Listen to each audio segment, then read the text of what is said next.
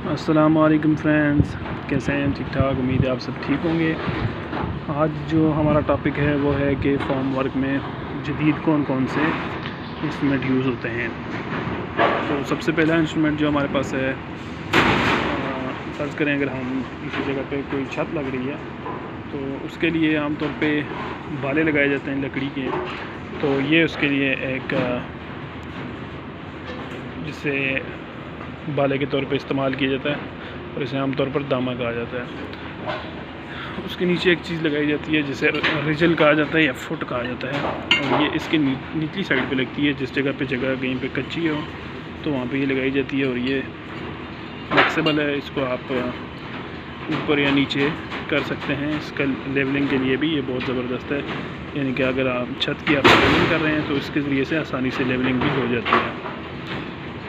इसके अलावा हमारे पास इसी दामे के ऊपर एक इंस्ट्रूमेंट लगता है जिसे हम यू कहते हैं। आमतौर पर इसे यू कहा जाता है। ये भी फ्लेक्सिबल है, इसमें भी चूड़ी लगी हुई है। इसको भी हम ऊपर या नीचे कर सकते हैं। तकरीबन 1.25 मीटर तक हम इसको ऊपर या नीचे लेके जा सकते हैं। इससे भी लेवलिंग में बहुत आसानी रहती है, स्पेशली छत की लेवलिंग में या कहीं पे भी आप अगर ऐसा काम कर रहे हैं जहाँ पे लेवलिंग में इशू हो तो उसके लिए ये बहुत ज़बरदस्त है। फिर एक और चीज़ है जिसे हम क्लिप कहते हैं आमतौर पर, और इसको आमतौर पर दीवारों में या कॉलम वगैरह को टाइट करने के लिए इस्तेमाल किया जाता है।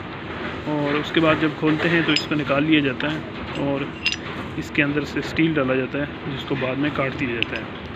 ये यहाँ पे कॉलम में नज़र भी आ रहा होगा। इस पर मैं एक पूरी वीडियो बनाऊंगा कि इसको किस तरह से लगाते हैं और फिर किस तरह से इसको रिमूव किया जाता है। तो इसे कहा जाता है क्लिप, और इसके लिए ये एक मशीन है जो कि यूज़ की जाती है इसको टाइट करने के लिए। इसको हम जितना चाहें इसको हम टाइट कर सकते हैं। तो इससे किस तरह टाइट किया जाता है इस पर भी मैं एक पूरी वीडियो बनाऊँगा कि इस मशीन के ज़रिए इसको किस तरह से टाइट किया जाता है। इसके अलावा एक और भी इंस्ट्रूमेंट है हमारे पास, इसे आमतौर पर गमता कहा जाता है। ये इसकी दोनों तरफ से हुक बनी होती हैं, और एक तरफ से ये जो हुक है ये फिक्स्ड होती है और दूसरी तरफ से जो है ये रिमूवेबल होती है। इसको हम आगे पीछे किसी में साइज़ में कर सकते हैं। ये छोटे बड़े हर साइज़ में होते हैं। इसको भी आमतौर पर कॉलम में या बीम में या दीवार में वगैरह में को टाइट करने के लिए इस्तेमाल करते हैं। ये लगाना भी बहुत आसान है और इसको खोलना भी बहुत आसान है, यानी कि इसमें टाइम की बहुत ज़्यादा बचत है ये लगाने में। इसके अलावा एक और चीज़ हमारे पास जो कि सबसे ज़बरदस्त और बहुत ही इजी है यूज़ करना, वो है टाई रॉड। टाई रॉड के दोनों तरफ चूड़ी लगी होती है रिमूवेबल, और दोनों तरफ वॉशर्स लगी होती हैं, और ये स्टील का बना होता है। इसके इस तरफ भी चूड़ी है, तो ये भी जहाँ कहीं पे बीम वगैरह या रिटेनिंग वॉल हो बहुत बड़ी तो उसमें इसको यूज़ किया जाता है। ये टाई रॉड, और ये इस पर मैं एक पूरी वीडियो बनाऊंगा कि इसको किस तरह से लगाया किस तरह से जाता है। आज सिर्फ इनका इंट्रोडक्शन था कि ये कौन कौन से जदीद इंस्ट्रूमेंट हैं जो कि यूज़ होते हैं। इसके अलावा ये हमारे पास एक रबात है, इसे आमतौर पर रबात कहा जाता है। ये भी स्टील की बनी होती है, लोहे की, और इसको इन बालों को यानी इन स्टैंड्स को आपस में जोड़ने के लिए यूज़ किया जाता है।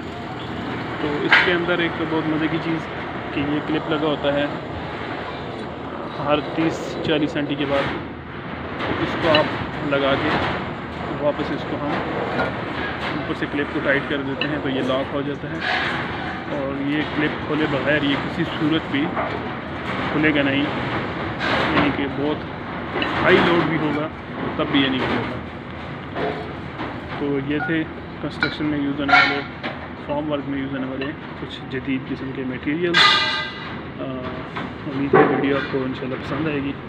तो इनको किस तरह से यूज़ किया जाता है ऑन साइट, इस पर भी मैं एक वीडियो बनाऊँगा।